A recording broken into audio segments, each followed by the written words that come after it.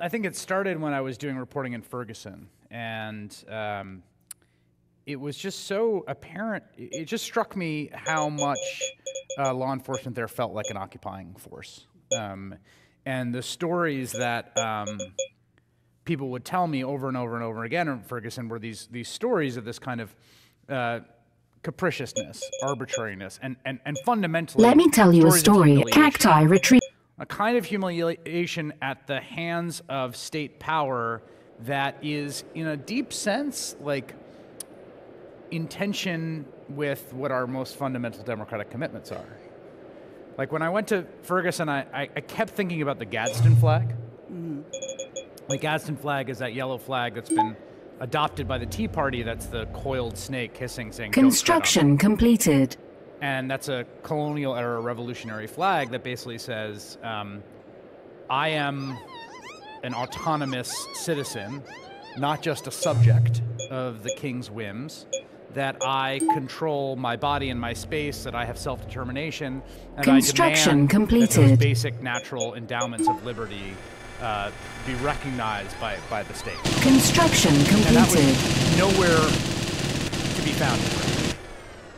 I mean, people felt that way, but that was not the way the police treated people. So I was thinking a lot about this, and then I was doing some reading, and I went back to look at the original kind of law and order speech, which is Richard Nixon's 1968 convention speech in Miami Beach, Republican National Convention. And keep in mind, 68, of course, is this horrible year for so many different reasons: MLK's assassination, RFK, riots. And Nixon says, he sort of lays out his law and order argument, where he says it's time tonight for some frank talk about the problem of order in this country. That an argument he makes that the disintegration of order was leading to a disintegration of law, an unraveling of the society. And at one point, in a kind of gesture of faux equanimity, he says, construction completed. Construction completed. As everyone, they don't want to be just the sort of recipients of state aid. They don't want to be a colony in a nation. And I encountered that sentence when I had just come back. It was months after I come back to Ferguson, and I also been in Baltimore, and I had been thinking about this sort of Tea Party nature of the kinds of violations in Ferguson. And that phrase clicked into my head, and then I went back and I started reading history of the American Revolution. And, there's a long tradition, I should note here, the long tradition of particularly black nationalists, black Marxist intellectuals who talked about the concept of the colony and internal colonization. Joseph Carmichael, as Kwame Ture, writes a book, Black Nationalism, that actually comes out the year before that 68 convention. Malcolm X in the early 60s would refer to cities as occupied territories, as police states. In the speech about Oakland, he talks about the police as an occupying force. So this is a long intellectual tradition, but instead of sort of looking at the kind of particulars of that tradition, I actually went back to just the original colonial experience in the U.S., and what I found there was that a lot of our own experience as a colony was chafing at excessive policing. Yeah, you talked about how the British authorities inflicted something kind of like stop and frisk on American colonists, and how in part that was due to an illicit system that had grown up so that the colonists what they wanted. Can you tell us a little bit about that? Yeah, I mean, in the colonies, right, so the British set up this kind of mercantilist empire that, according to the logic of mercantilism at the time, the entire point of it, right, is to expropriate resources, to control these domains, and then to use tariffs to extract revenue from all the exchanges. It's the reason, for instance, that years later, right, Gandhi would lead civil disobedience and leave cloth and salt, because the British banned that because they wanted captured markets to have to deal with the British and pay the tariffs on that. So you couldn't get legally goods in the colonies that came from outside British territories, largely. That meant Madeira wine from rival Empire Portugal, which George Washington loved and drank. Construction completed. Illegally. But Chiefly, it also meant molasses. Now, molasses is coming from the Dutch Construction Indians, completed. another rival power. And molasses is the input for rum. Rum is the biggest product in the colonies. In fact, it is the economic lifeblood of the colonies, and it's all running on smuggled illegal goods. In fact, it's not that different than the way drugs operate now. The state decides a certain good needs to be prohibited or sort of regulated out of existence. Demand still exists for that good in spite of security and a black market rising up. So you have this smuggling economy as its lifeblood. The Brits sort of realize this, and they don't actually enforce it that much. You have this huge smuggler class that includes people like, for instance, John Hancock, who maybe you've heard of, right?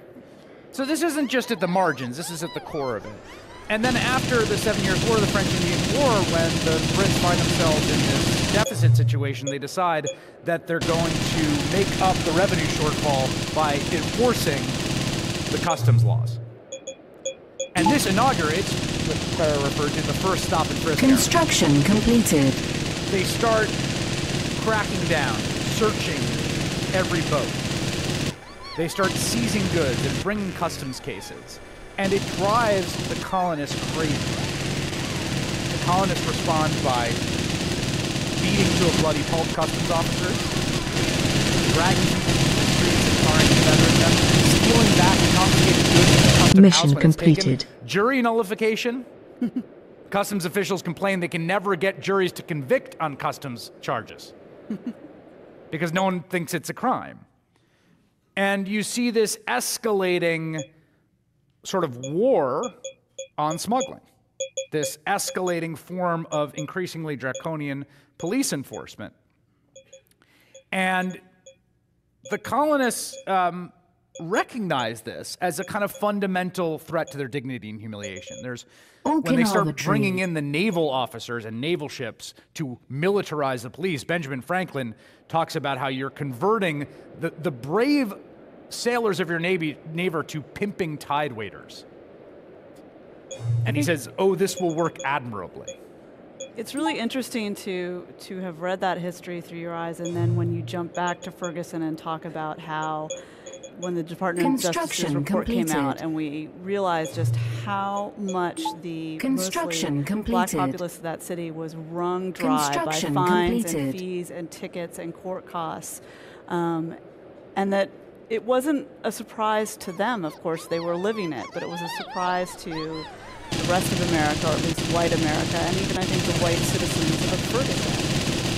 Yeah, the DOJ report on Ferguson, which essentially describes a kind of extractive regime, not unlike the one that I just described. Construction in which completed. Policing is primarily not for public safety, but to extract revenue. That report is about 60 or 70 pages. It's online, and I would urge everyone to read it because it's so shocking. It's so shocking partly because no one tries to hide it. It's like the city manager says to the police chief, like, when do you think you can get that revenue pipeline set up? The new enforcement corridor in this part of the city. Meaning, like, we're short, we need money, so you need to go out there and hit this ticket quota. And it's not just tickets anymore, it's this incredibly maddening, Kafka-esque Rube Goldberg machine that they've constructed, whereby you get a summons, you have to go to the court, they only have 6 total court hours a week at certain points, 3 hours on one day, 3 hours on the next. There's such demand, you can go and show up, and then you don't get in. You then get fined for missing your court date.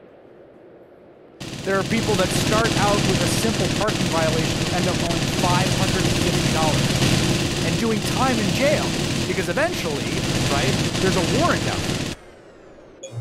So this whole system, and it's fundamentally an extractive system. You know, and I think it's worth noting that, as we write in the book, that this is not just Ferguson. Like I was writing about how broken legal policy has established a whole new legal system around low-level offenses. So we have folks like Eric Gardner arrested or killed for selling Lucy's, or someone walking down the street like Michael Brown, or the taillight violation of Walter Scott or Philando Castile. I mean, how deep do we think this system of shaking down certain parts of our country is for revenue on that front. So I think that the particularities of the revenue extraction, the way it has to be,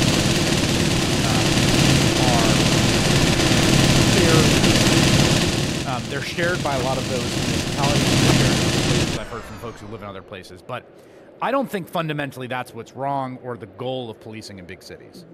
I think big cities enforce those infractions for a bunch of other reasons. One of them, there's some work that I cite in the book when you talk about New York and broken windows. I have a friend of mine named Isa Kohler-Hausman, who is a Yale, and she writes about the misdemeanor court system that gets arrested has sort of Giuliani era brings in sort of quality of life enforcement. And quality of life means everything from public urination to literally selling M&Ms on the subway, right? Selling M&Ms on the subway is the kind of thing you get a misdemeanor ticket for.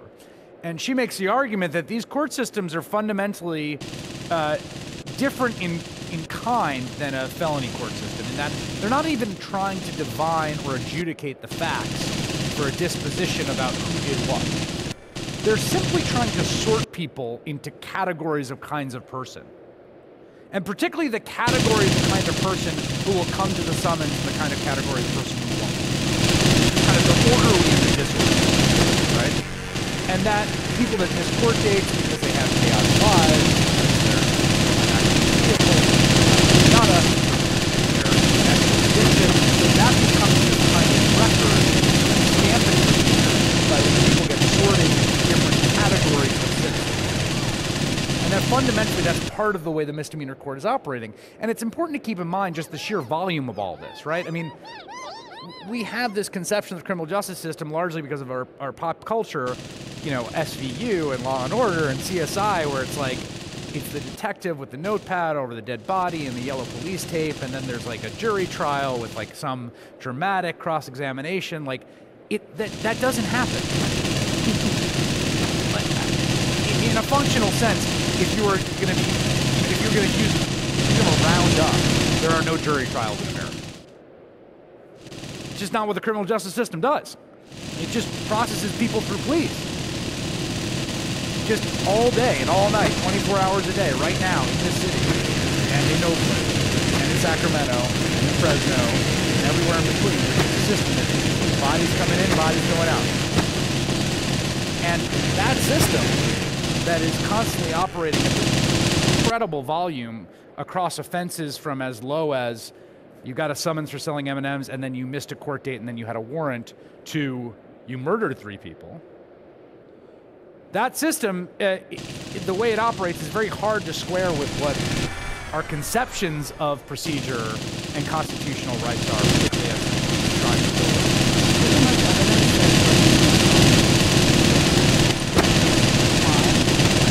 It's a great question, and it's complicated. There's statistical context for this, that in 1966 and 1991, there is a massive crime wave that takes over all of the country. It is in areas large and small, and it basically peaks in the sort of crack years, which is roughly about 88 through 91. In 1991, there are roughly around 2,300 murders in New York City. By last year, there's 300. It's a remarkable decline. In fact, the decline in crime from 1991 to around 2014 is one of the great kind of sociological mysteries and miracles of our time. Control point is contested. I mean, imagine if we brought down child poverty or carbon emissions by that time, right? So something incredible happened. And the unsatisfying answer to the question is we don't really know why. There's a lot of theories, but I'll say 2 things about broken windows. Number 1, the people that were there that implemented broken windows, William Bratton, chief among them, and then a whole sort of generation of police officials, it's not crazy for them to think that they solved the problem, right? I mean, they were there. They were there. Yeah, they put in broken windows. Like, they got rid of the graffiti on the subway, and the murders declined by it's like, okay, A caused B. And in some ways, like, you even see this, I described in the book, it's like almost like, it's like a rain dance or a cargo cult. around this kind of practice, right? Because there's this superstition that urban crime will come roaring back if we don't go through the rain dance. If we don't do the kind of policing we were doing before that kind of kept the crime gods at bay. Literally, I mean, not just out of quality of life, but the New York tabloids went crazy when there were topless women taking photos with strangers in Times Square. Because it was like, well, here it goes. You give an inch, they'll take a mile. Next thing you know, and in fact, you had to retreat. They had to crack down. Which again, like I don't know your particular views on that issue, but it is such an overwhelming force. And of course, stop and frisk is the same thing. The police union, Ray Kelly, all these people said, if you get rid of stop and frisk, you'll see crime escalate. And the opposite stop and frisk. Data goes down around, the stops go down around 80 or 90%, crimes fall at the same time. Now, to get to the empirical point, there are people who have done empirical surveys who say order maintenance, broken windows policing does work. There are some who say it doesn't work. There are meta studies that say in the aggregate, it's some small portion of the crime drop that can be accounted for. But the final thing I'll say about this is, the category itself is a tough one to get your head around because people kind of call everything broken windows. And I think you point out that crime has, precipitously fallen over the past 2 decades, and yet control point is contested. Doesn't see that at all. They think it's going up, even when it's going down dramatically, which is remarkable. Why do you think that is? Every year, there's surveys. Gallup is one of them. And there's a few others who say, like, did crime go up or down last year? And like, everyone always says up. Year after year after year after crime drops, year after year after year. And I think that has to do with just the power of the politics of law and order and particularly the kind of evocation of white fear. Growth. Yeah. To me, one of the central cultural inheritances we have as a sort of society, as a polity, is this experience of white fear. And what Can you peel back the layers of that? Yeah. I want to that term. I mean, it starts the first day that the first ship that settles Jamestown shows up, and the first diary entry to the captain is, "We were set upon by the savages." Construction completed. Right, and that experience of this settler nation is remarkably bloody, terrifying, and terrifying even for the people that are winning.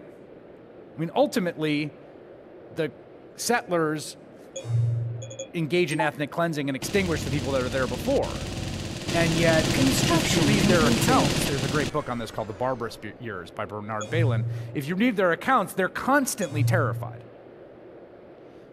The same thing for the planter patriarchs of the antebellum South, who have slaves under the whip and live in this constant fear of rebellion. There are notices all the time in the local papers about the rebellion that there was a slave revolt here and it was only brought down because the boys came around, the sons, and they had guns. Now, at a certain level, right, from a moral level, it's perverse to linger on the fear of the settler or the slaver, because that's not our moral concern. Our moral concern is the people who are on the wrong end of that exchange, right? Construction But as a completed. descriptive matter, there is a continuity in this country of fear in the hands of the conqueror, fear in the hands of the powerful, fear in the hands of the relatively privileged, that the order they think they've created for themselves is delicate enough that it can be overrun by disorder that's constantly beckoning. And that disorder is so often embodied in the bodies of people that are not white, right? And that's the theme that comes through all the way through Law and Order Politics of Richard Nixon, with the images of urban rioting running through the newsreels of the time, all the way down to the idea that America is disordered and in decline, and that building a wall will keep out those forces.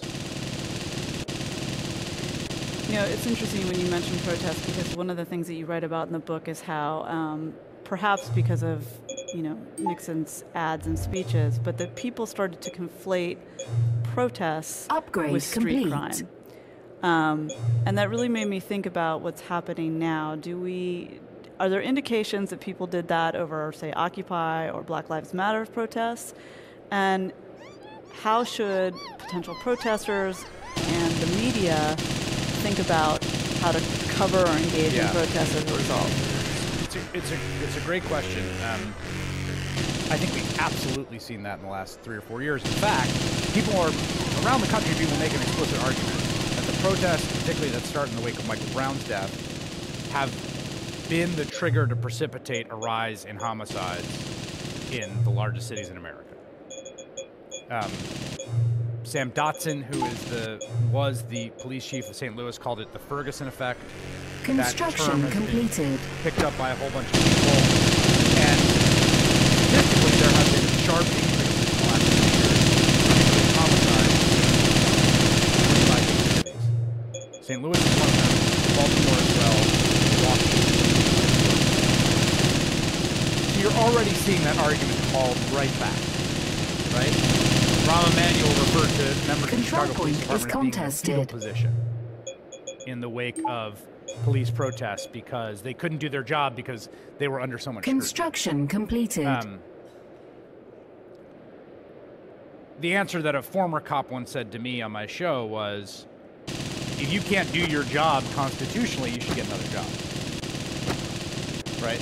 Like, we have standards for how the state conducts itself, and there has to be a way for the state to conduct itself, the police to conduct themselves in that fashion that is also effective at providing public safety and security.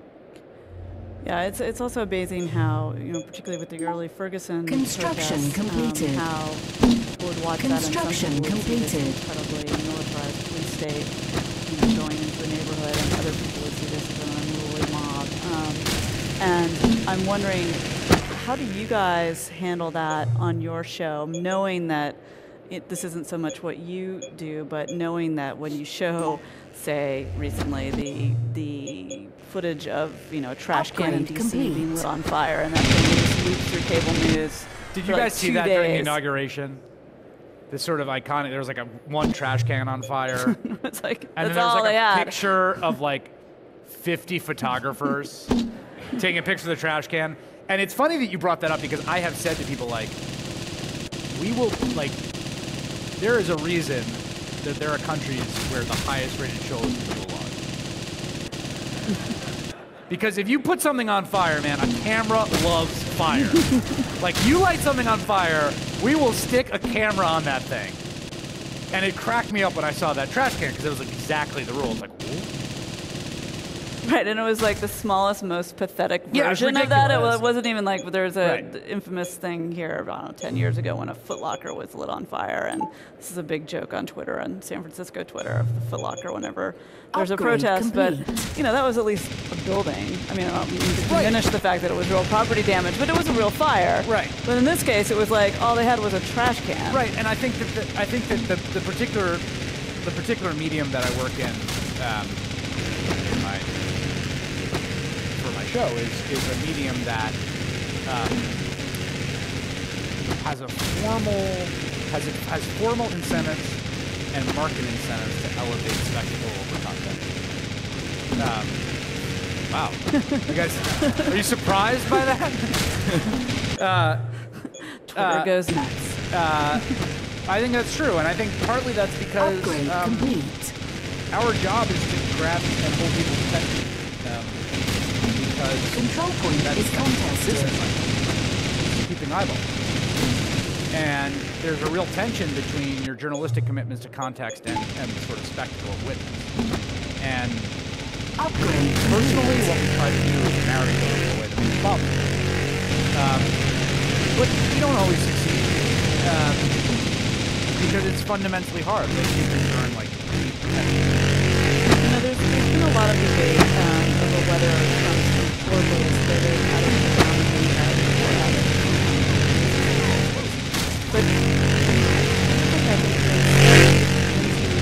argument that that's often two sides of the same coin. Fear that you're being moved from the nation, as it were, to the colony. That's right. I think that, I think the sort of, economic anxiety Upgrade bigotry complete. debate is like Upgrade complete. constructed in such a way to like keep the hot takes coming, Yeah. rather than sort of get to the bottom of the issue. I think that Upgrade complete. the way I think about it is this way. There's something sort of remarkable and paradoxical about the following. Billionaire real estate heir lives in literally a gold-plated tower. Has only lived in New York. Like, is a creature of New York real estate and show business. Somehow disaffected workers in Mahoney County, Ohio. Right? What's that about? And I think the answer to that is that Donald Trump's entire experience, formative years that are core to him, was the experience of New York City in decline. 80s particularly. Crime is going up. Things are getting worse. The subways are covered in graffiti. We're being overrun. Disorder beckons. That's one part of that experience. The other part of that experience is a particularly racialized conception of who's responsible for it. Right? This is the man that took out the full-page And it turns out that this particular experience of decline, the idea that take it over, that's endlessly exportable across Mission the country in a completed. totally different context. It turns out that plays in Kenosha, Wisconsin, Mahoning County, Ohio, Erie County, Pennsylvania, and McDowell County, West Virginia. So if we go back to the sort of layers of white fear, there's sort of this explicit Solar racism tech. and then kind of implicit bias, but then there's this just fear of loss of privilege. Yes, which I think is understood less as law. I mean, the privilege discussion is interesting because, you know, I was just in McDowell County. We did a town hall down there. McDowell County has the shortest lifespan of any county in the United States. It went for Barack Obama in 2008, McCain for 2012, and by 50 points for Donald Trump. It's got the lowest life expectancy. 48% of the folks in that county are on Medicaid. It has the highest rate of drug-induced deaths in the United States of America Construction at completed. 141 per 100,000. The highest the New York City homicide rate ever got in 1991 was 30 per 100,000. Construction completed. And when I was in a room about this size and I asked people to raise their hand if they lost a loved one to opioids, basically everyone raised their hand. So, do those people have privilege? Well, yeah, they do. Racial privilege is a real thing. White privilege is a real thing. But the discussion about privilege in that context just seems a little nutty. The way that they understand it, and it is definitely, there's some aspect to it that's racialized. I don't want to downplay that. But they understand it as unraveled, as disorder. I mean, I always say this, right? Like, it always struck me that the president, when he's on the campaign trail, would just hammer on the border, right? They're pouring over the border. And it's like, you live in Pennsylvania. Like, why do you care? Like, what are they going to do? They're going to come across and then Construction like, completed. come to your town and get a job? But it was because the border was a symbol of this decline, disorder, lack of control, that things are not in your control, that there's this outside force that's sort of penetrating, invading, unraveling, pulling apart. That's the kind of like neurotic substrate in that rhetoric that's so powerful. It's not, because it's not about the border. Like, it doesn't matter what's happening at the border if you live in Wisconsin. So I just want to remind everyone that you're listening to the Commonwealth Club of California program. Our guest is Chris Hayes, author, MSNBC host, editor-at-large of The Nation. I'm Clara Jeffrey, your moderator for the program. And you can catch Commonwealth Club programs on the radio and on YouTube. And of course, follow us on Twitter and Facebook. I want to return to the opioid epidemic because I think it's going to be a really interesting moment to see if the compassion amongst white people, frankly, of kind of all classes towards this epidemic is very different than we saw during the crack epidemic. Do you think that this has the potential to really change the conversation about this element of law and order? I think it does. There was a great New York Times article about this called When Fiction Has a White Face, and it was about the sort of different ways that the rhetoric, particularly political rhetoric, is centered around opioids versus crack, right? And you saw this really in the town halls in New Hampshire, which were fascinating because, you know, the candidates didn't go there being like, let's talk about opioids, but they went up there to talk to voters, and then people get up and talk about opioids. And next thing you know, you had kind of candidates engaged in a sort of like empathy off about how, you know, this viral clip about empathy versus this viral clip about empathy. And I think there's a genuine sort of rage and frustration for folks that lived through the crack years to watch this happen, because the way that crack addicts and people in the throes of that addiction were talked about was the most sort of despicably dehumanizing language you could imagine, right? So there's a sense of like, okay, now it's white America that's being hit by this epidemic. People of relatively high social capital in some cases. We're going to get a different approach. We're going to get treatment as opposed to punishment. And I still think that's an open question, frankly. Because I think the punishing impulse is so strong. I mean, Joe Manchin from West Virginia is talking about launching a new war on drugs. Like, that's not the new rhetoric. A war gets fought with bullets and tanks. So if he's talking about a new war on drugs, that's about that same sort of punitive impulse. And I agree with you. I think it's a fascinating moment to see which way we go in addressing what's happening with opioids, which, by the way, I just want to say, Construction completed. you cannot Upgrade overstate complete. the magnitude of what's happening right now. It is statistically, the charts you look at look like, the only thing they look like is like carbon emissions. They're hockey stick charts.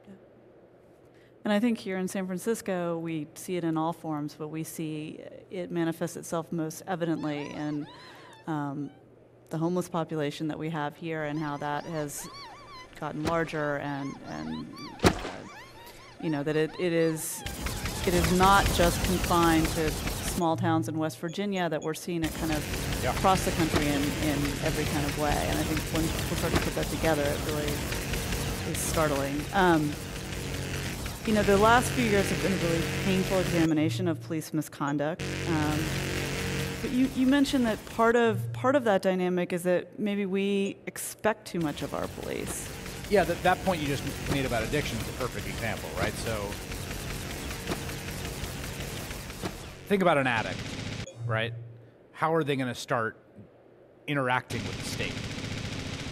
The most likely point of interaction is going to be police officer. They're going to get busted for a theft, or they're going to be in a situation in which they have the cops called on them because they're disorderly or unruly or homeless. Construction completed. And Construction completed. Police are the kind of way in which the state interacts with citizens across a very wide range of social ills. I mean, a huge part of what you do as a cop, if you're a beat cop, is just show up and scenes of disorder. Control point is contested. Man is leaving with his girlfriend from their driveway, but the ex-girlfriend has parked them in. And now they're screaming at each other. You're 27 years old and went through police academy. You go. Yeah, I mean, we expect them to be social workers and EMTs and marriage counselors. That's like every day. Stuff like that, right? Noise complaint, neighbor beefs, accusations of theft that can't be borne out, right? My neighbor's stealing my mail. Go over to the neighbor, you stealing the mail? No. You know, what do you do?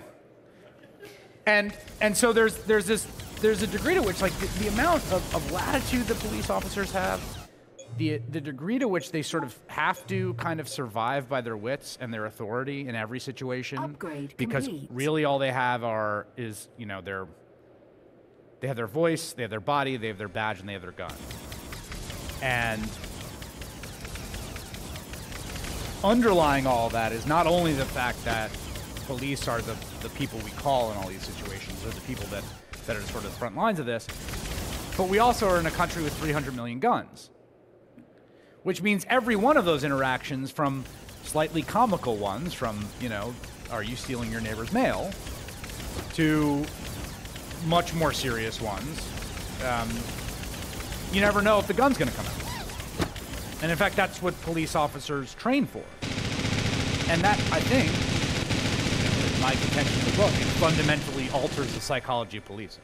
You actually went to a police training facility and put yourself through use of force and implicit bias training. Can you just talk a little bit about what you discovered? Yeah, there's these these virtual reality trainers where you have like a retrofitted Beretta that fires an infrared beam, but with actual action.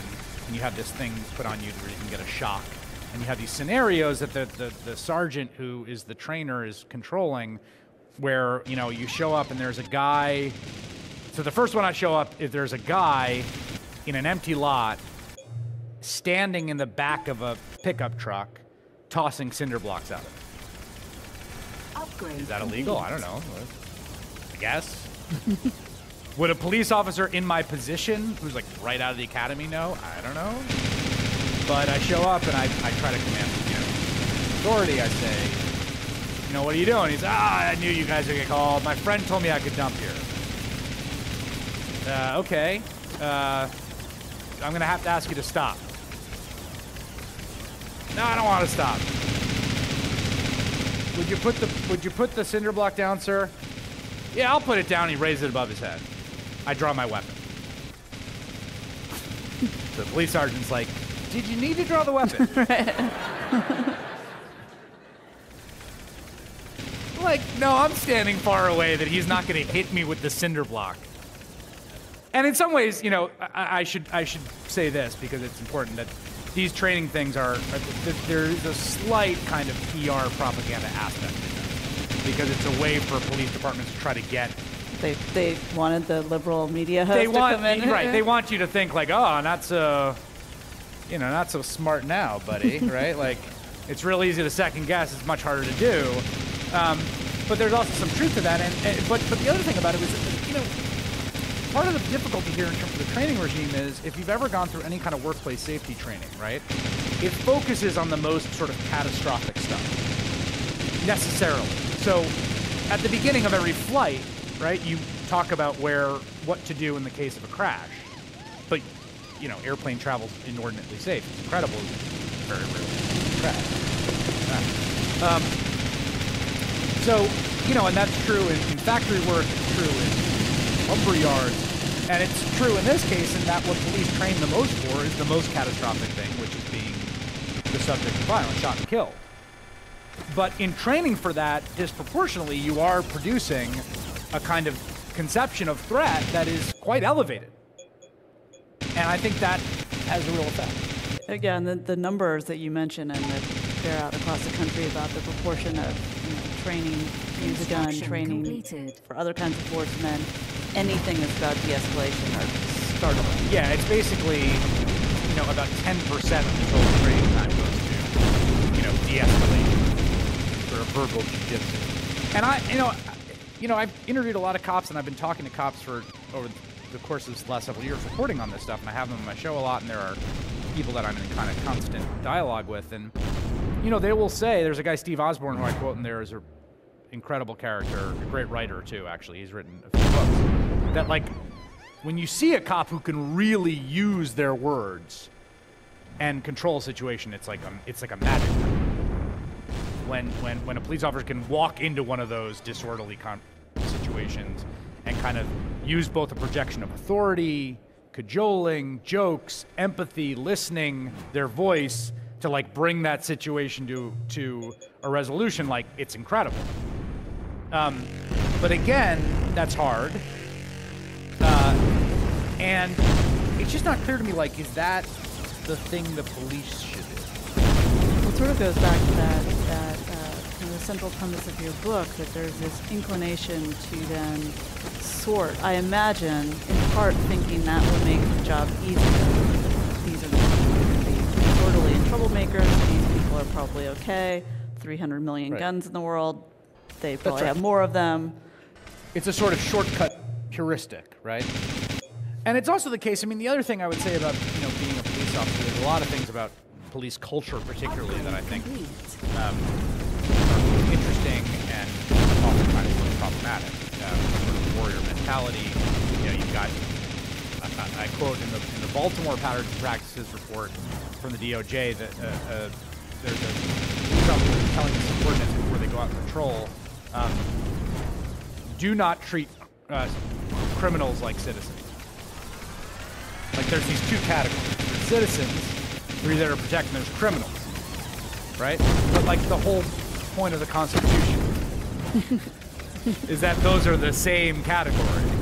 We're all citizens, right? And I don't know if this quote is part of that, but the remarkable thing about the Baltimore report is that so much of this was done knowing that they were DOJ inspectors right Often there. with them in the back of the car during ride-alongs. So it was just so natural. It wasn't even. That's right. So there's this sort of warrior mentality, and I think there's real problems with not just institutional bias, but there's also this sort of culture of protection for the relatively small numbers of like genuine sadists and psychopaths that exist in police departments.